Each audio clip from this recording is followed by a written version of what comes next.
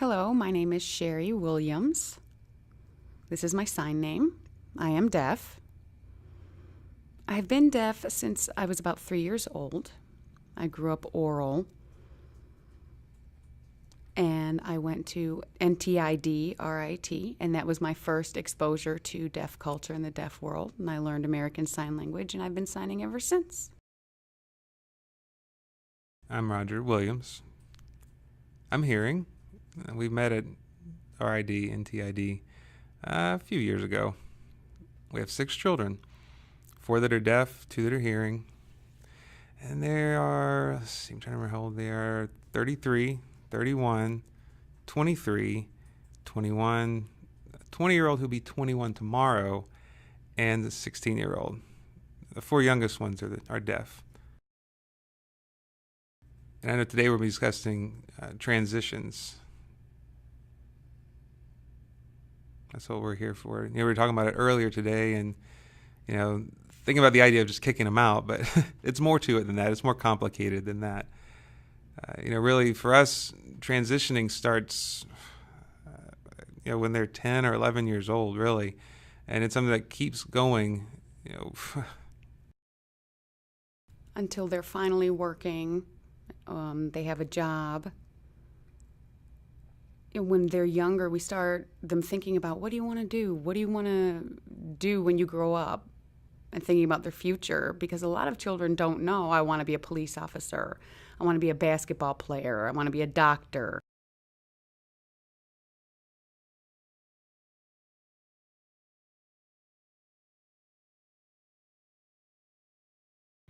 So we try and help them focus on more realistic goals. I mean, you want to be a jockey, you want to ride horses because you just watched the Kentucky Derby. Well, you have to be short and you have to know about horses. So obviously that's not a practical goal.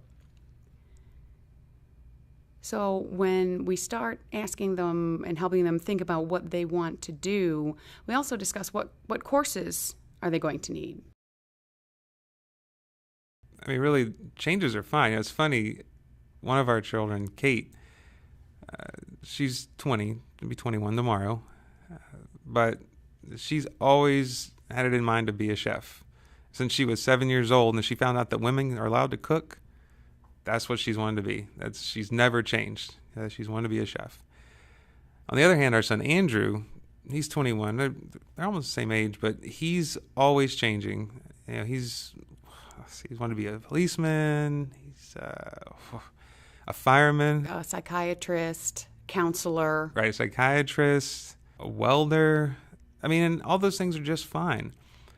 But what's important for us is that they have goals. It's fine if they set a goal and then they decide they want to do something else. That's fine. But we just really want them to have some sort of vision for the future. What do you want to do? It's like for Andrew, he's still adjusting and still changing his mind. He hasn't settled on anything. He's 21, but still deciding where he wants to go to college, what he wants to study. I think just yesterday or 2 days ago, we were talking about it. You were talking with him, and he decided. He said he wanted to be a pharmacist.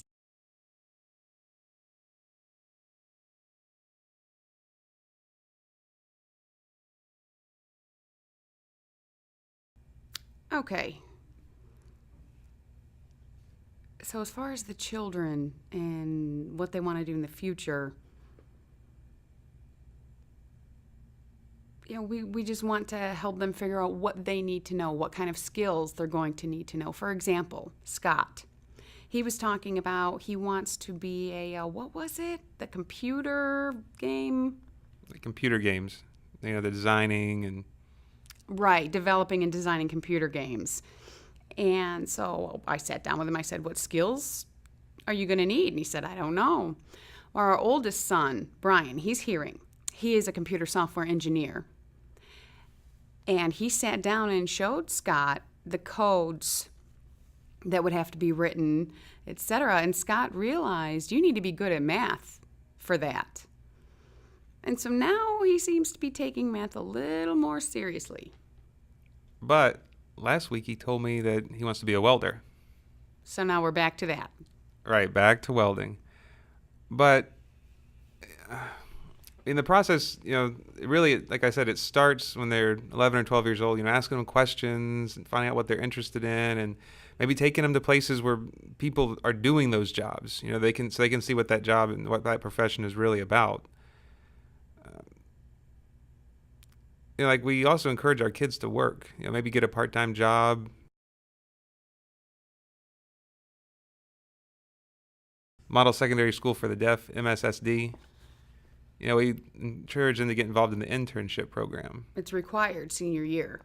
And that really helped Kate. She was able to get involved, because she wants to work in a restaurant. So we were encouraging her. Me and Kate and Sherry, we would all go try to help her find a job at a restaurant that she could do, a part-time job at a restaurant. And also Sarah, finding her part-time work while she was in high school.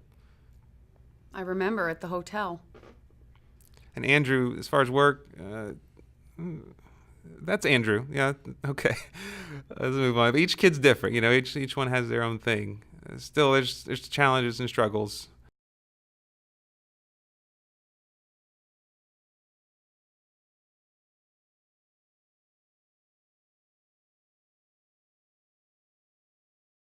But we try to contact vocational rehab early, and get involved in the children's IEP meetings. I remember there's one time at an IEP meeting. Because when they're old enough, we want them to be involved. I remember one time at the School for the Deaf, they wanted me to make the decision. I was like, no, that's your decision. I said, go ahead, tell them what you want. And I remember one time with Kate, she was really having a hard time passing a test. She kept failing. And, on her own, she just decided that she needed to pay more attention. She didn't want to be bothered by the other students. And, I told her, well, it's your IEP meeting. When we're there, I said, advocate. And so she did. She said, these are the accommodations I need. This is what I need. And she was able to pass the test. So I really have encouraged the children to advocate for themselves. Tell them what you need. Don't just sit there and be told what you need, but do it. Tell them yourself what you need. And really, at the School for the Deaf, a lot of children, they live far away. And so the staff there, the teachers will set up the IEP and the goals ahead of time. And the parents will be on the phone for the IEP, and they're not really involved in the process. And the IEP is a meeting. Really, there should be two meetings with the children there, and they should express what they want, what academics they feel they need, what are their goals, and they should be involved in the planning. What planning do you need? English, math, how can we improve it? Whatever.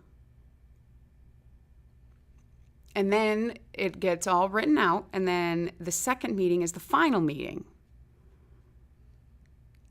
And often the teachers themselves set up the goals. The parents show up, and the teacher says, here's the goals for next year, and shows them a list, and the parents just accept it. Sometimes they're not strong enough to disagree. And that's difficult when you're in a room surrounded by school people and you're the only parent sitting with your child. And that's a big part of transition for a child. They need to be more assertive. They need to be able to advocate for themselves, and they need to be able to practice that. And that's a good place to practice it. And that is one of the challenges there. And you had mentioned Kate advocating for herself. And Sarah also spoke up at her IEP. She sure did. She said she wanted tutoring or something. Do you remember? Yeah, she said she wanted more tutoring. She wanted more one-on-one time to really help her with her English. She wanted permission, to have her phone there so she could text during school. She was the only kid. The hearing kids, they weren't allowed. They weren't given permission. That was the rules. But you're thinking, wait a second. Just this one student can have her phone. She would show it to them. She would show them her phone. Right, that's what she said. She would show it. She was just typing out messages and show it to him. Really, she was trying to secretly text, but She was good at advocating for herself. That's what we wanted. And, in public schools, she has hearing peers. And it's socialization is difficult. She's stuck to an interpreter, and that's a third person there.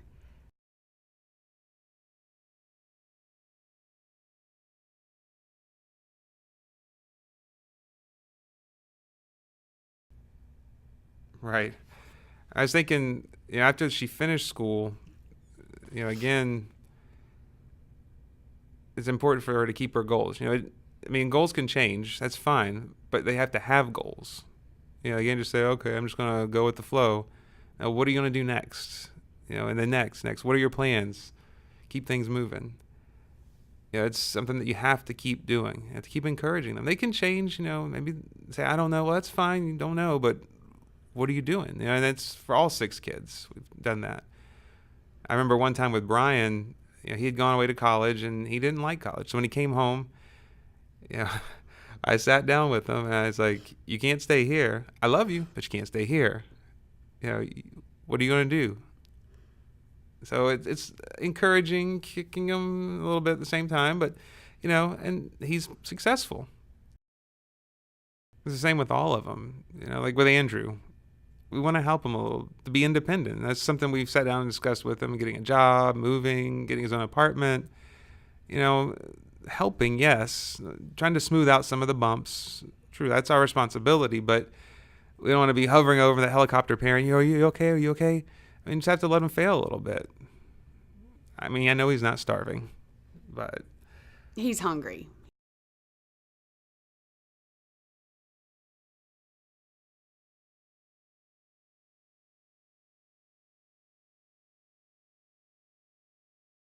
Some barriers and challenges. We've had a few. Yeah, the schools, definitely the school district, both the deaf school and the public school, both. You could explain more. Yeah, I think maybe for us it's harder because the two of us, we know a lot. You worked at the school for the deaf. I worked at the school for the deaf. Now, I work with deaf adults in the community. And still, the two of us have struggled, trying to make the right decisions. What's the best school? And when we compare our deaf children with our hearing children, and really our hearing children have a lot more options. It's better for them because they have more available to them. But for our deaf children, we've had to think, do we move to another state or do we stay here? And finally, some of our children have gone to high school out of state, at the MSSD, Model Secondary School for the Deaf. And that was a challenge.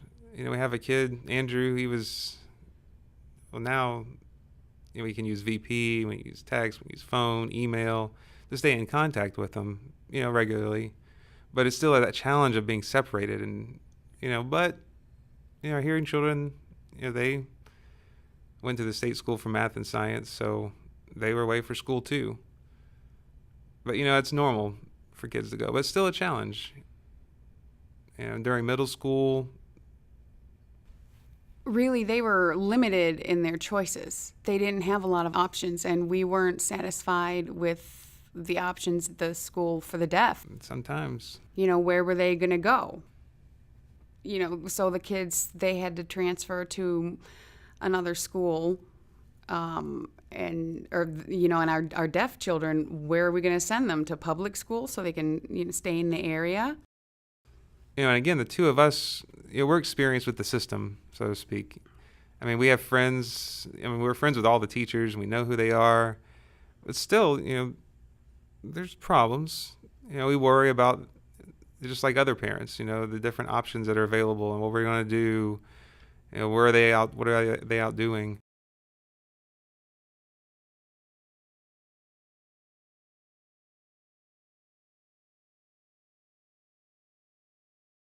For the two of us, our biggest responsibility is just trying to find all the different options available, what's available locally, and to make a successful decision. That's why we got involved in the ASDC, American Society for Deaf Children. We were able to contact other parents and find out what they had gone through. They gave us advice. We gave them advice. And we went to the ASDC conference as well and did workshops, and we were fortunate that we could afford it.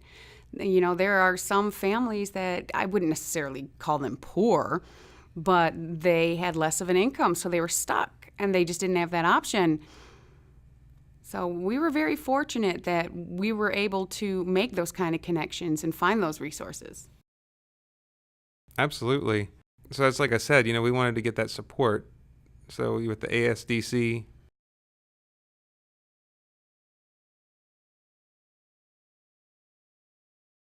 maybe that's like the number one avenue for support. Also others who are working in the area, other students, other parents of deaf children. There are parents we met at conferences. We didn't really contact parents through the internet. That is an option, though, for some parents who are looking for contacts. They can use the internet. But we knew a lot of people already. We already had contacts. We had more personal and professional contacts.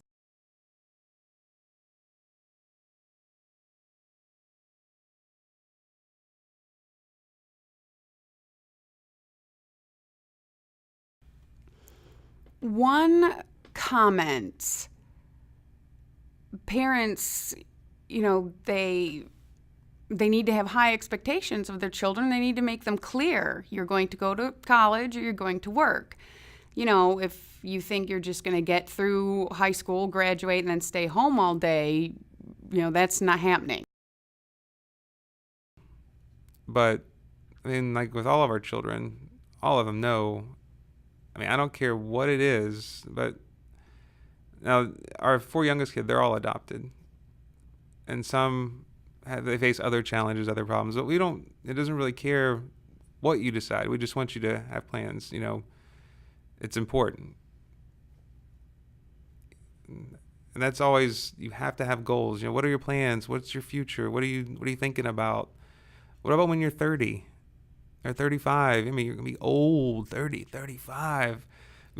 What are your plans? What are your goals for that time? So we try to encourage them to think about the future, not just right now. I'm fine for right now. No, think about the future.